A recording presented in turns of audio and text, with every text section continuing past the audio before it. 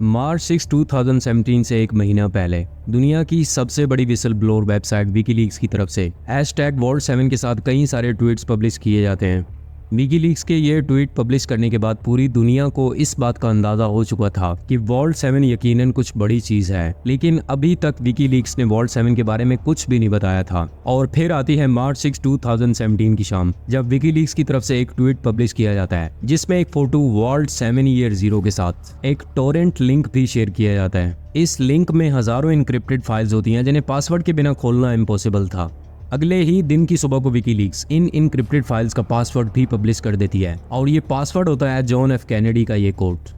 Password release होने के बाद पूरी दुनिया के सामने अमेरिकन इंटेलिजेंस एजेंसी CIA की वो डार्क रियलिटी सामने आए जिसके बारे में कभी कोई सोच भी नहीं सकता था। विकीलीक्स की तरफ से पब्लिश की गई इन 8761 फाइल्स में CIA की डेवलप की गई हैकिंग और सर्वेलेंस टेक्नोलॉजीज के बारे में ऐसी इंफॉर्मेशन थी जिसने पूरी दुनिया को हैरान कर दिया। विकीलीक्स की तरफ से CIA की क्लासिफाइड इंटेलिजेंस डाटा के बारे में लीक की गई ये इन्फॉर्मेशन अब तक की हिस्ट्री की सबसे बड़ी लीक थी। विकीलीक्स के लीक की गई इस इन्फॉर्मेशन में सबसे पहले ये रिवील किया जाता है कि फ्रैंकफर्ट जर्मनी में US कंसुलेट असल में CIA की खुफिया हैकिंग बेस है, जहां से CIA यूरोप, एशिया और मिडल ईस्ट में अपने टारगेट्स को अटैक करती है। इसके बाद ये रिवील किया जाता है कि CIA फॉरेन स्टेट्स जैसे कि रशिया और चाइना से मालवेयर स्टील करके उसे अपने टारगेट्स को अटैक करने के लिए यूज कर रही है। CIA का दूसरी स्टेट से मालवेयर स्टील करने के पीछे की वजह यह थी कि टारगेट्स को अटैक करने के बाद CIA की तरफ से उन ग्रुप्स के ही डिजिटल फिंगरप्रिंट्स वहां पे छोड़े जाते थे जिनसे मालवेयर स्टील किया गया था, ताकि कोई भी CIA पे शक न कर सके।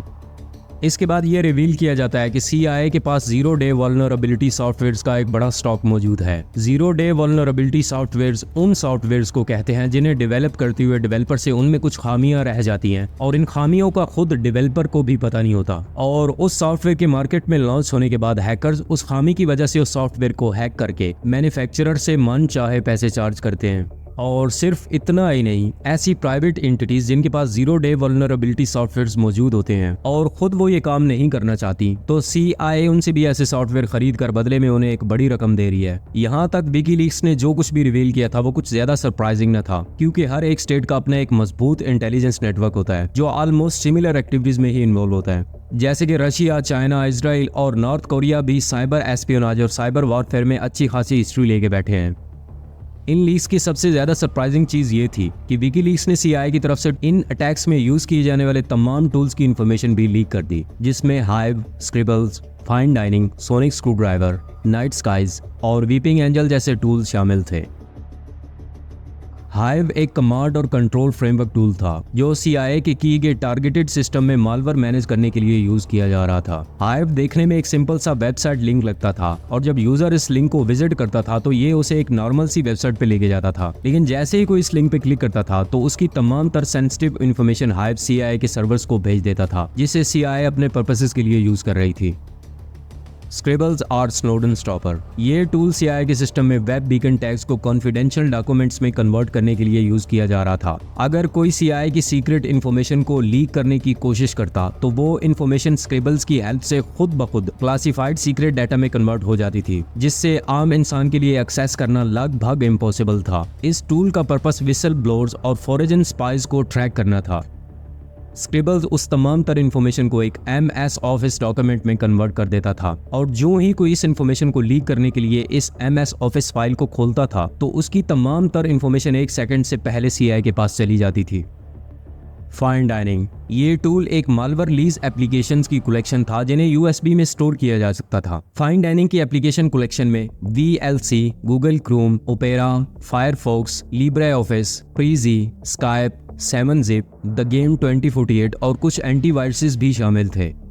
CIA एजेंट टारगेटेड सिस्टम में USB लगाकर सिंपली इन एप्लीकेशन पे काम कर रहा होता था, जिससे किसी को शक भी नहीं होता था, और एजेंट इन्हीं टूल्स पे काम करते हुए अपने टारगेटेड सिस्टम को इफेक्ट कर सकता था। सोनिक स्क्रूड्राइवर, ये एक ऐसा टूल था जो एप्पल थंडरबोल्ट फर्मवेयर को आसानी से ईथरनेट अडॉप्टर्स में तब्दील कर सकता था, जिससे एजेंट्स आसानी से मैक के सिक्योरिटी मैकेनिज्म यानी कि फर्मवेयर पासवर्ड को कंप्लीटली बाईपास करते हुए बहुत आसानी से इवन के सिस्टम के लोड होने से पहले ही सिस्टम को अपने कंट्रोल में ले सकते थे। ये टूल इतना रेजिस्टेंट था कि सिस्टम के रीइंस्टॉल करने के बाद भी कोई इससे जान नहीं छुड़वा सकता था। नाइट स्काइज, ये टूल भी एप्पल को अटैक करने के लिए बनाया गया, जो बेसिक कमांडिंग कंट्रोल सिस्टम के तौर पर काम कर रहा था। ये टूल यूनिकली अपने आप को iTunes एप्लीकेशन में छुपा लेता था, जिसके बाद CIA आसानी से मैक डिवाइसेस और इवन के आईफोन को भी कंट्रोल करके उन्हें मॉनिटर कर सकती थी। वीपिंग एंजल, ये टूल CIA ने ब्रिटेन सिक्योरिटी सर्विस MI5 के साथ मिलकर बनाया था। ये सॉफ्टवेयर सैमसंग टीवीज को ऑन और ऑफ दोनों मोड्स में ही टीवी के पास होने वाली कन्वर्सेशंस को रिकॉर्ड करके स्टोर करने और CIA सर्वर्स को वापस सेंड करने के लिए यूज किया जा रहा था। सिंपल मतलब ये टूल सैमसंग टीवीज को लिसनिंग डिवाइसेस में कन्वर्ट करके CIA के लिए जासूसी का काम कर रहा था। इन टूल्स के अलावा और भी बेइंतहा सीक्रेट टूल्स की इंफॉर्मेशन लीक की गई। इन लीक्स में यह भी रिवील किया गया कि CIA modern internet connected vehicles के कंट्रोल सिस्टम को इफेक्ट करने के लिए भी टूल्स डेवलप कर रही है, जिससे CIA अनडिटेक्टेबल किडनैपिंग और असैसिनेशन को परफॉर्म करने के लिए यूज करने वाली है। और इसी तमाम तर लीक्ड इंफॉर्मेशन को वॉल्ट 7 का नाम दिया गया। इन्फॉर्मेशन लीक होने के अगले ही दिन CIA ये स्टेटमेंट देती है कि अमेरिकन पब्लिक को इन लीक्स की वजह से काफी ज्यादा परेशानी का सामना करना पड़ा। लेकिन CIA का टारगेट अमेरिकन सिटीजन्स नहीं थे, बल्कि CIA की तरफ से ये सब कुछ अमेरिका को प्रोटेक्ट रखने के लिए किया जा रहा था।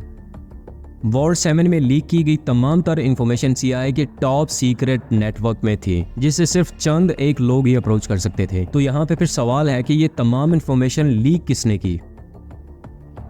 मार्च 13, 2017 वॉल्ट 7 के लीक होने के एग्जैक्ट 6 दिन बाद FBI एजेंट्स एक अपार्टमेंट को रेड करते हैं। CIA की जिस यूनिट से वॉल्ट 7 लीक की गई थी, ये अपार्टमेंट उस यूनिट के एक सीनियर सॉफ्टवेयर इंजीनियर जोशुआ शॉल्ट का था। इस अपार्टमेंट में एजेंट्स को डिजिटल मीडिया और इलेक्ट्रॉनिक डिवाइसेस का एक अंबार देखने को मिलता है। इस टाइम शॉल्ट अपने अपार्टमेंट में नहीं होता, बल्कि वो काम पे होता है। FBI एजेंट्स उसके अपार्टमेंट और उसकी डिवाइसेस की फोटो लेकर चले जाते हैं। मार्च 15, 2017 शॉल्ट अपने काम से वापस अपने अपार्टमेंट जा रहा होता है। 2 FBI एजेंट्स उसे रास्ते में रोककर उसे एक कैफे ले जाते हैं और उसे वॉल्ट 7 के बारे में इन्वेस्टिगेशन के लिए कोऑपरेट करने का कहते हैं। दूसरी तरफ FBI की एक पूरी टीम शॉल्ट के अपार्टमेंट के बाहर रेड करने के लिए तैयार खड़ी थी। जोशुआ शॉल्ट CIA में कोई आम सॉफ्टवेयर इंजीनियर नहीं था, बल्कि CIA की एक special branch OSB operational support branch में एक सीनियर इंजीनियर था। और जो तमाम टूल्स वॉल्ट 7 में लीक किए गए थे वो OSB से ही लीक किए गए थे। इस स्टोरी को मजीद अच्छे से समझने के लिए 2015 में जाते हैं। मिड 2015 को OSB में शॉल्ट के साथ एक और सॉफ्टवेयर इंजीनियर को हायर किया जाता है, जिसका नाम अमोल था।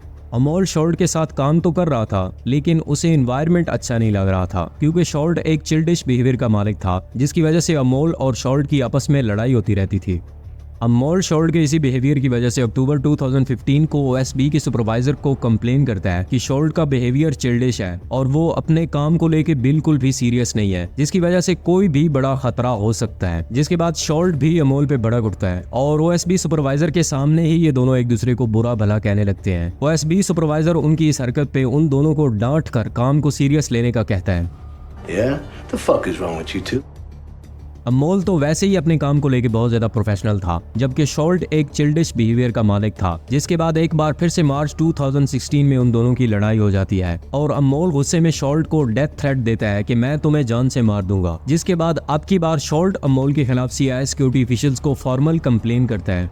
CIA सिक्योरिटी ऑफिशियल्स भी इस कंप्लेन को कुछ ज्यादा सीरियस नहीं लेते, उन दोनों को बुलाकर इंक्वायरी करके उन दोनों को जाने का कह देते हैं। लेकिन शॉल्ट को गुस्सा आता है कि अमोल ने उसे डेथ थ्रेट दी है, जिसकी उसे कड़ी सजा मिलनी चाहिए, जबकि CIA सिक्योरिटी ऑफिशियल्स उसके केस को सीरियस ही नहीं ले रहे।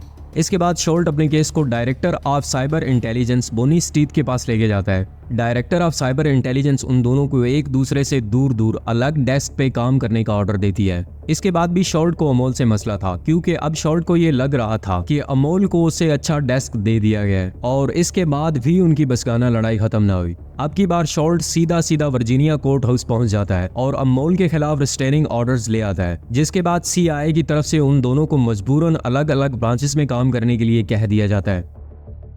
जैसे कि शॉल्ट CIA में एक सीनियर सॉफ्टवेयर इंजीनियर था और इस टाइम शॉल्ट CIA के एक न्यू टूल ब्रूटल कैंगरू की डेवलपमेंट पे काम कर रहा था। ब्रांच चेंज करने के बाद CIA ऑफिशियल्स शॉल्ट को ब्रूटल कैंगरू की एक्सेस देते हैं ताकि वो उस पे काम कर सके। शॉल्ट ब्रूटल कैंगरू की एक्सेस लेते ही बाकी तमाम OSB मेंबर्स की ब्रूटल कैंगरू की एक्सेस को रिमूव कर देता है और नवंबर 10, 2016 को CIA से ऑफिशियली रिजाइन कर देता है। CIA से रिजाइन करते ही शॉल्ट से उसको प्रोवाइड किए गए तमाम तर टूल्स की एक्सेस ले ली जाती है। तो यहाँ पे सवाल है कि क्या शॉल्ट का CIA से रिजाइन करने के बाद भी CIA के इन तमाम सीक्रेट डॉक्यूमेंट्स और टूल्स की एक्सेस मौजूद थी कि वो उन्हें लीक कर सके। शॉल्ट 2 FBI एजेंट्स के साथ कैफे में बैठा था। FBI एजेंट्स शॉल्ट से कुछ सवालों जवाब के बाद उसे वहां से जाने के लिए कह देते हैं। दूसरी तरफ उसके अपार्टमेंट के बाहर खड़ी FBI की पूरी टीम उसके अपार्टमेंट को रेड करती हुए उसकी तमाम तर डिवाइसेस को अपने कब्जे में ले लेती है। उन्हें अपार्टमेंट से कुछ ट्रैवलिंग डॉक्यूमेंट्स भी मिलते हैं, जिसके बाद उन्हें इस बात का अंदाजा होता है कि शॉल्ट मैक्सिको जाने की तैयारी कर चुका था। FBI ने जो शॉल्ट की डिवाइसेस अपने कब्जे में ली थी वो उन्हें एग्जामिन करने लगते हैं और उन्हें शॉल्ट की डिवाइसेस से वॉल्ट 7 के बारे में कोई सबूत नहीं मिलता, लेकिन ऐसा कुछ जरूर मिलता है जो शॉल्ट को फंसाने के लिए काफी था। FBI को शॉल्ट की डिवाइसेस से 54 गीगाबाइट्स का इल्लीगल पोर्नोग्राफी का एक फोल्डर मिलता है और इसके साथ ही पास्ट में शॉल्ट की तरफ से एक फीमेल को सेक्सुअली असॉल्ट करने के सबूत मिलते हैं। जिसके बाद FBI एजेंट्स 2017 में शॉल्ट के अपार्टमेंट को रेड करते हुए उसे इल्लीगल पोर्नोग्राफी रखने और एक फीमेल को सेक्सुअली असॉल्ट करने के जुर्म में अरेस्ट कर लिया जाता है और इसके बाद उसे मैनहट्टन जेल में डाल दिया जाता है। शॉल्ट खुद को डिफेंड करते हुए ये कहता है कि वो तमाम रीजन जिसके लिए उसे अरेस्ट किया गया है वो नॉन वायलेंट और विक्टिमलेस क्राइम है और उसका ये सर्वर जिससे FBI को मटेरियल मिला है वो उसके कॉलेज फ्रेंड्स भी यूज करते रहे हैं और उसे इस बात का इल्म नहीं है कि ये मटेरियल किसने अपलोड कर रखा था। जून 2018 गवर्नमेंट की तरफ से शॉल्ट पे CIA की विकीलीक्स पे लीक की गई इंफॉर्मेशन का जुर्म साबित हो जाता है और साथ ही 10 नए चार्जेस भी लगाए जाते हैं, जिसमें नेशनल डिफेंस इंफॉर्मेशन को इकट्ठा करना, उसे चोरी करना और उसको चोरी करके लीक कर देने जैसे चार्जेस शामिल थे। शॉल्ट ने जब CIA से रिजाइन किया था तो उसके पास OSB नेटवर्क के उन तमाम टूल्स का सीक्रेट बैकडोर मौजूद था जिन्हें रिजाइन देने के बाद दोबारा शॉल्ट की तरफ से अप्रैल 20, 2016 को एक्सेस कर लिया जाता है और OSB की इस तमाम तर सीक्रेट इन्फॉर्मेशन को विकीलीक्स को लीक कर दिया जाता है। अक्टूबर 2018 को FBI की तरफ से शॉल्ट को मैनहट्टन जेल से गोथनामो बे जेल में शिफ्ट कर दिया जाता है और 2022 में शॉल्ट को 40 साल की सजा सुना दी जाती है। जबकि दूसरी तरफ विकीलीक्स के CEO और फाउंडर जूलियन असांज ने अपनी जान दांव पे लगा के CIA की सच्चाइयां पब्लिक तो कर दी, लेकिन असांज को भी इसकी भारी कीमत चुकाना पड़ी। इसके बाद CIA ने जूलियन असांज के साथ क्या किया जानने के लिए आप राइट वाली वीडियो देख सकते हैं और CIA की सेकंड बड़ी लीक के बारे में जानने के लिए आप लेफ्ट वाली वीडियो को देख सकते हैं। वीडियो आपको पसंद आए तो उसको लाइक और मजीद इस किस्म की वीडियोस देखने के लिए चैनल को सब्सक्राइब कर दें। मिलते हैं अगली वीडियो में।